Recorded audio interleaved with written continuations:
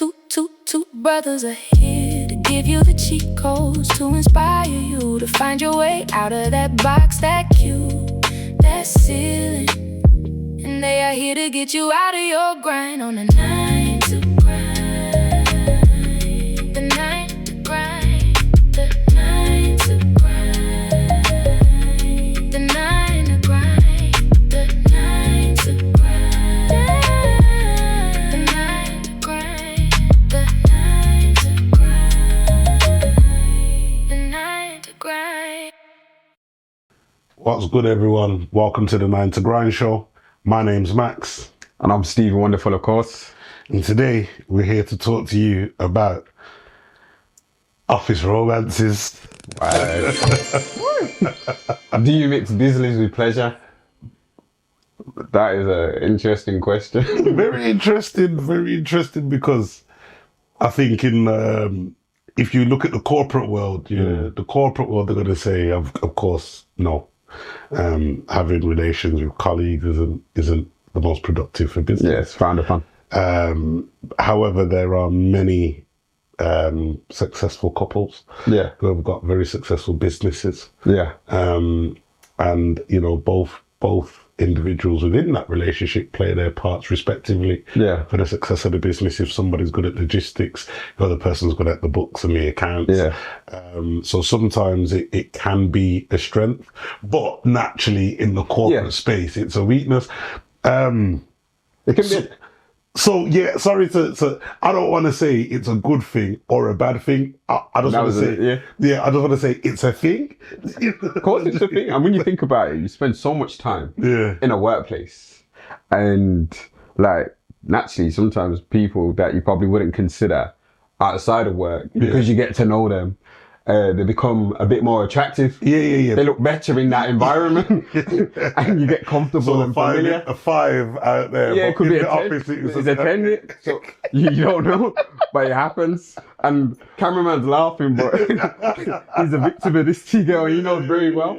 But I think as long as it doesn't impact productivity and what you're doing within the workspace, then I don't think it should be frowned upon. And later on in the show, we'll touch on, because I've done a bit of research to find out, some of the stats. It was an interesting find. But I think if it doesn't impact your productivity, then it shouldn't be a factor. Okay. But we know, if you're dating someone in the workplace and you have some issues in home and you're bringing it to work, it can. And sometimes some people want to get away from their partners. I don't know. You see, when we're in the workplace or with outside of the workplace, I think because the world's so responsive now, some people get mad if you blue tick them. You know, you blue tick them, you ain't replied. You see your colleagues constantly taking their phone out their drawer, responding to a message quickly, shoving it back in their drawer. So I feel like the distraction element of that we're discussing of being in the same workplace, it can be just as toxic with somebody that's not in the workplace who's just belling off somebody's phone just to get their attention or distract them from the job in which you're paying them to do. Do you know what I mean? So that's how. So there's not. Have you ever had a dream that you arguments for and against? I feel like there's no way of hiding from somebody who can get distracted by another. It takes hiring the right people who are disciplined and can actually turn up to work and go, right, I'm at work, whatever's going on, I'm leaving it at the front door. But we know now that's very hard to do. Yeah. And you know what? I've seen a lot of successful relationships with people that have worked within the workplace and then gone on to get married.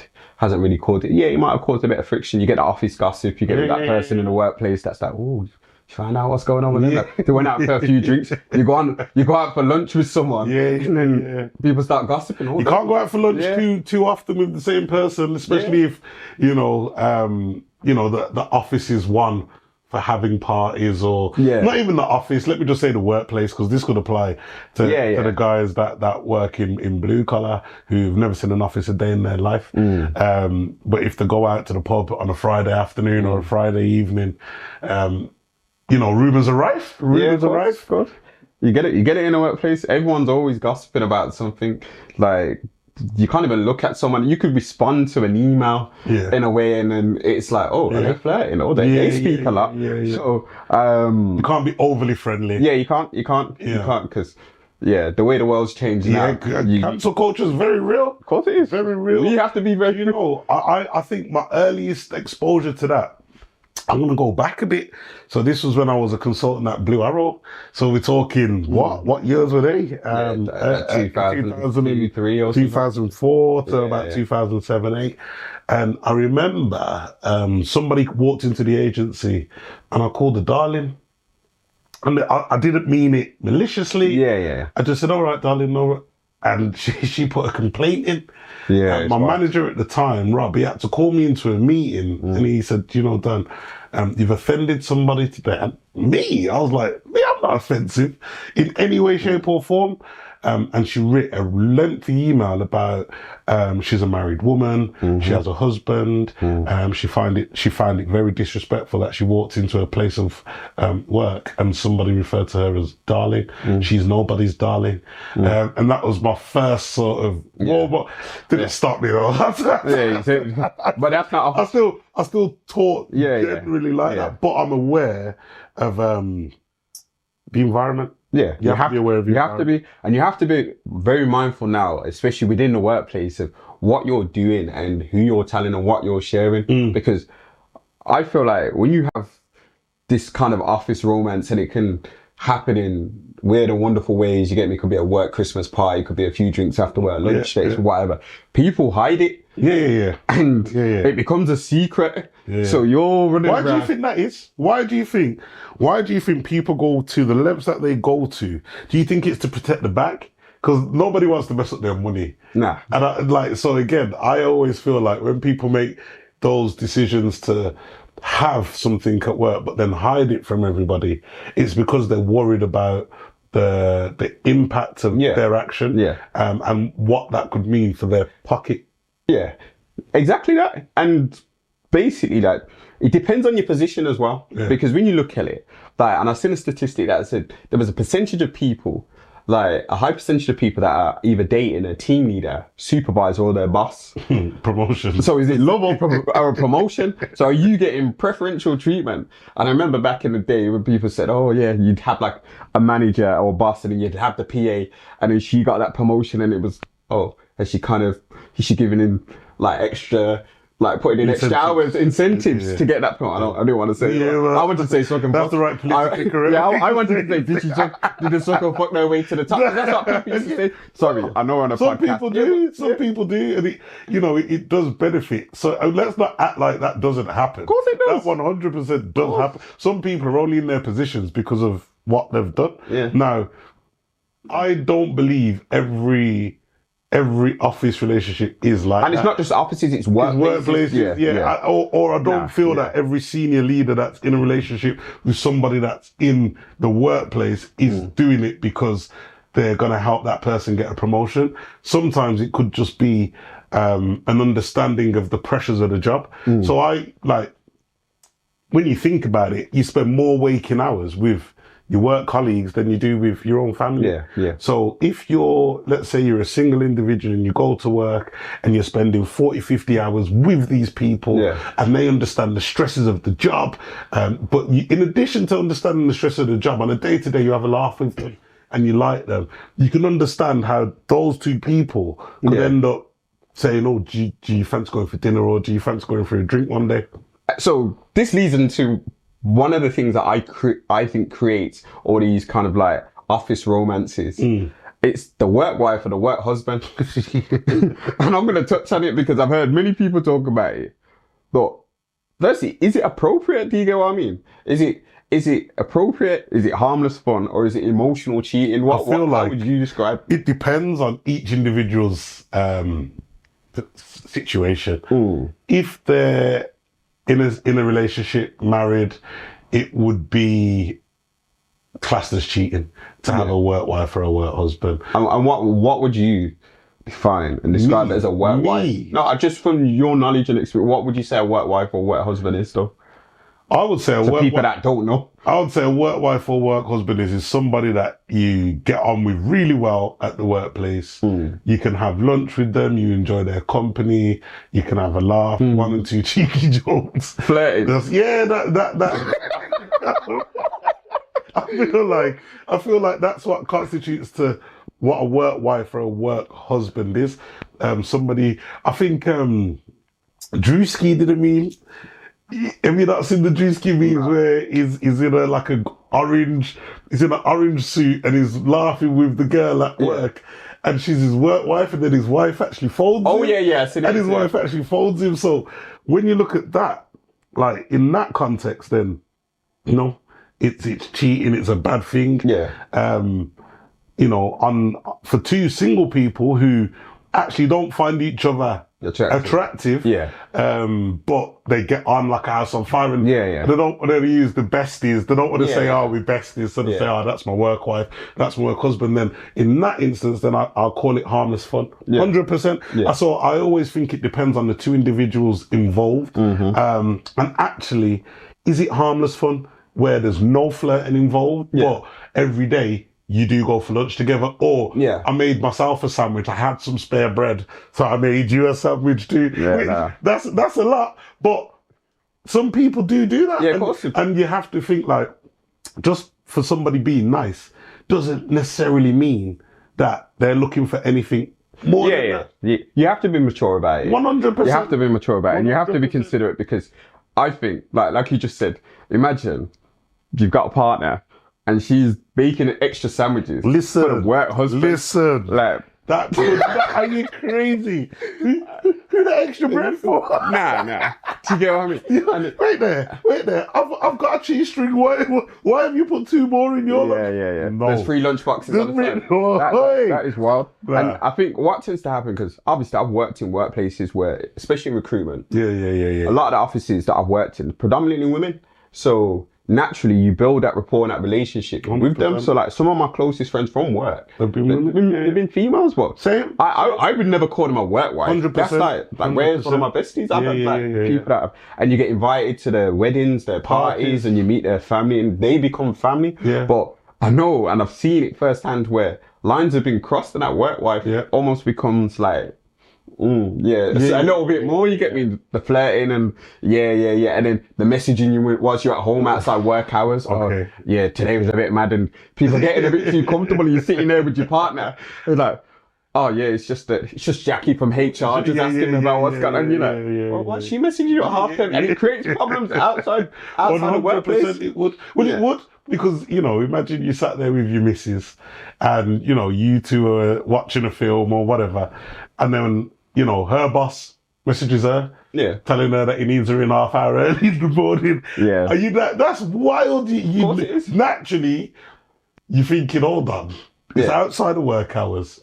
Who are you to text your missus at this time of night, telling her you need her in early in the morning, and now your missus is looking at you going, I gotta go bed early because Chris needs me in. Yeah, that's mad. I think it depends on the circumstances. If it's business related and they're doing something. But what if he's the work husband? Nah, not at all. Are you mad? What if he's the work husband? Nah. You know what? You know what I mean? And that is crazy. The dynamics are crazy. But how do you like, or do you think partners ever tell each other if they've got a work husband or wife? Listen, do you think someone goes home and goes, to their husband, my work husband? Do you think that's a normal conversation? I can't speak for everyone's household, but in my household, you couldn't run. Listen, husband, I'm the only person that should be husband in your life, if that's what it is. Do you know what I mean? My partner couldn't come home to me and tell you there's a work wife. The work wife. Oh, what did you have for lunch? Oh yeah, well the work wife bought me. Nah. And I suppose it does create issues. Definitely. Personally, I don't think they should exist, because I've seen in too many scenarios where people are really comfortable around each other and 1 or 2 drinks and it turns into Usher confessions. You know what I mean? He's like, yeah. And before you know it, you're on the dance floor, drunk, dancing to "Come On Eileen." You know what I mean?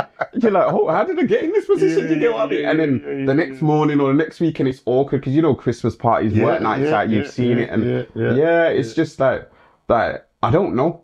I personally, I just have work colleagues that I really get along with. If I get along with you, I get along with you. You're not work wife. You're not nothing. And I know.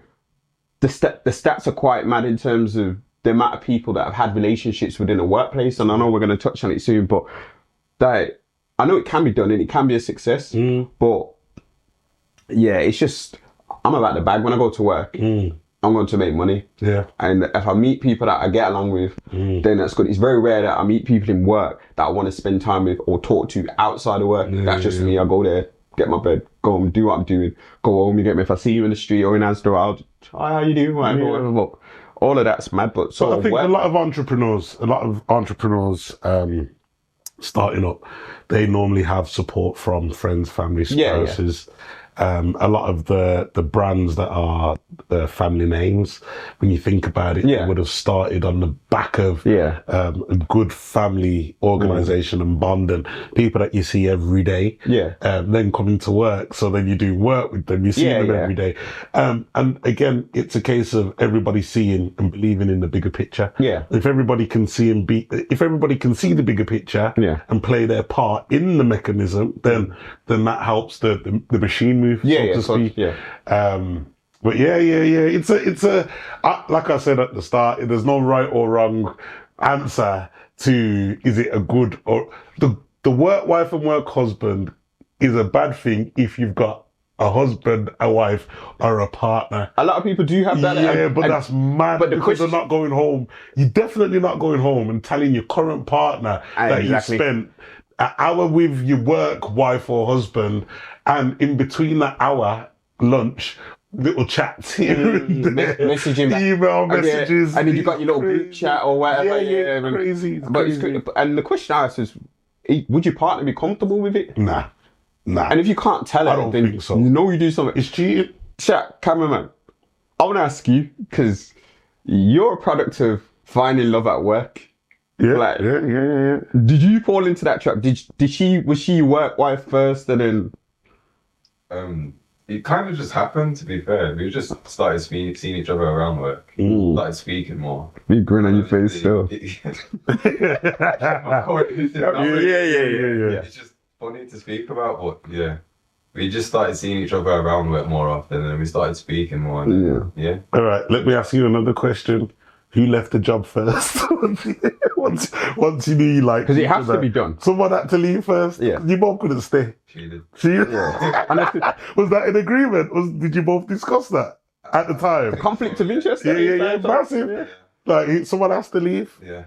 Do you know what I mean? I know I've heard multiple... transferred to a different store. Different store. Yeah. I've heard of multiple people who have actually been in a very successful role, have found love, and in order for them to pursue their love interest, have decided, right, I'll change career. And, you know, sometimes I thought, wow, that's wild. But then other times I thought, well, it's actually quite commendable that you believe in yourself so much that you don't have to sit there and be a slave to that salary. You've probably got enough savings and belief in your own ability to secure another job, which allows you to pursue your love interest. Do you know what I mean? More powers to that person. Yeah, you know what I mean? Listen, I've seen it firsthand. Like, I've been to many weddings because of work romances. One of my best friends, Moose, one of our best friends, I done Hitch. Like, his partner, his wife, his current wife now, she worked in my team. And we got along and whatever. And then Moose was my boy on the other team. And I was like, yo,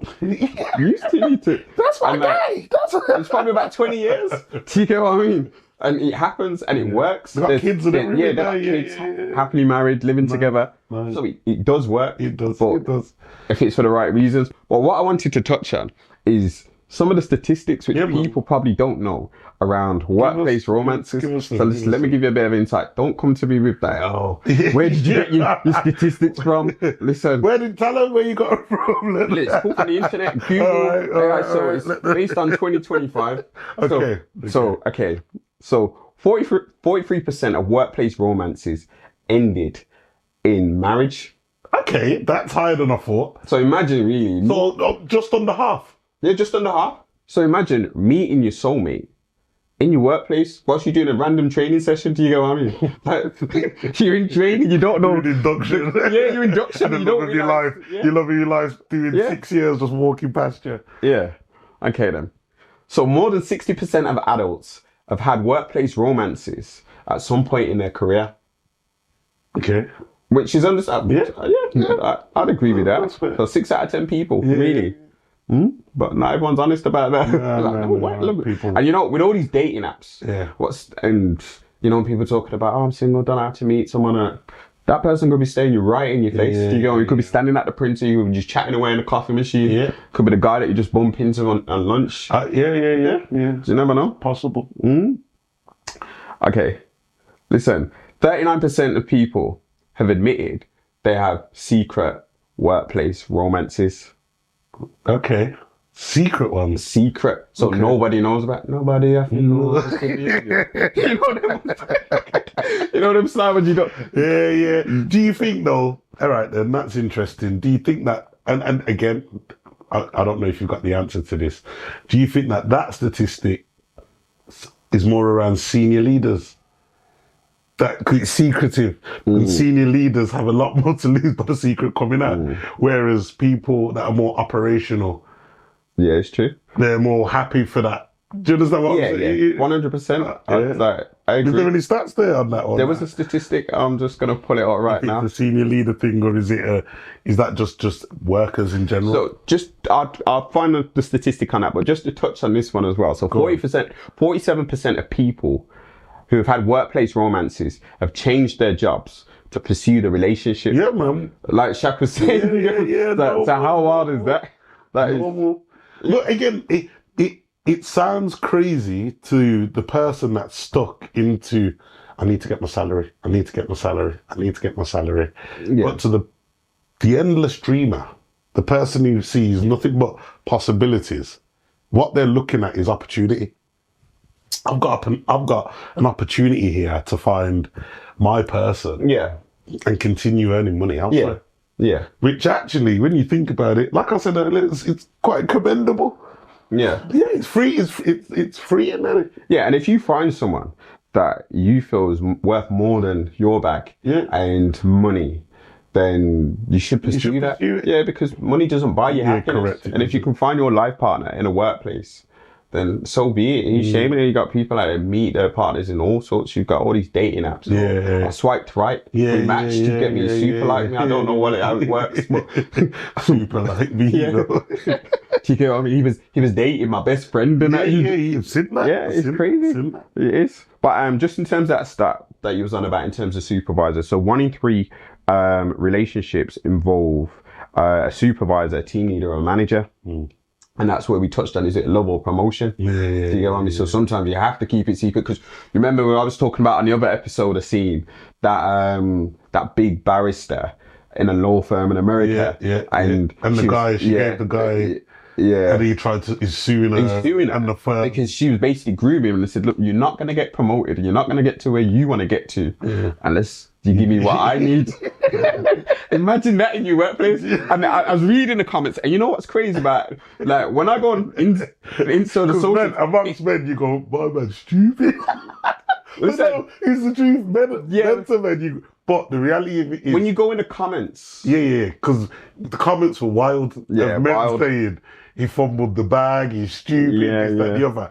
But if we're talking about equality and fairness, then the rules and laws that apply should apply to all. Yeah, they should. Do you know what I mean? And it shouldn't be, like you see with the teachers, the teachers that mess with students, male students, and men are in the comments going, where were these teachers around when I was in school? They man are what? Like, you see in the comments, but you're like, bro, if you flip the script, you wouldn't accept it. Nah. You wouldn't accept it at all. So, crazy. Yeah, it's crazy. And some of the stats out there, and like, it's an interesting topic because I just think, you know what?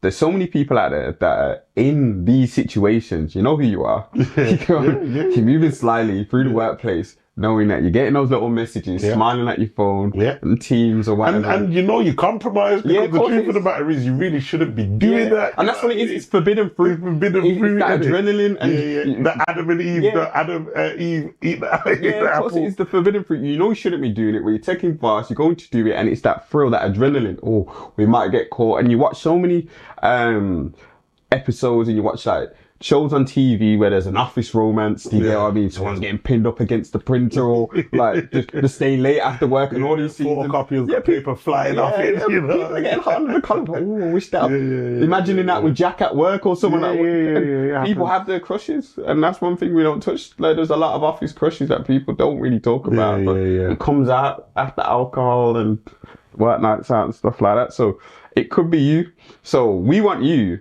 to tell us, like, share, and tell us your workplace romance stories. They could be top secret. Are you sleeping with your boss? Like, have you had a bit of a madness, a bit of a fumble in the workplace? It don't even need to be you. Do you know one of your colleagues' secrets that you secretly know, but they don't know that you know? And how did you find it? What did you see? Where did you see them? Was it in the cleaning cupboard? Did you see someone? You know, what was it? Share it in the comments. Let us know. We want to hear from you. Definitely, we want to hear from it. And if you have a work wife or work husband that your partner at home, don't do that. If you got a work wife or work husband that your partner at home doesn't know about it and you're hiding it, you should ask why you're not telling them. Would she be comfortable, or would they be comfortable knowing what I go on at work? And I guess that's the food for thought that we want to leave you with today. As you know, on the 9 to Grind show, we talk about anything to do with work. The office romance is a thing that happens at the workplace. So and we kept it light. We could have gone deeper than what we did. There's some stories. Man, but I'm glad, in a way, I'm glad we've done it how we've done it, because I feel like what it will get is people to engage and tell us what's actually going on out there, because the world's a mad place, bro. Yeah, it's dark out here. We got our editor and cameraman here. How many years have you been with your partner now? 3 years. 3 years, and that was in the workplace, and he's started, and I love that for you. I love that for you, my guy. So yeah. But as always, thank you for being here. Like, share, subscribe, tell a friend to tell a friend to tell a friend. Oh.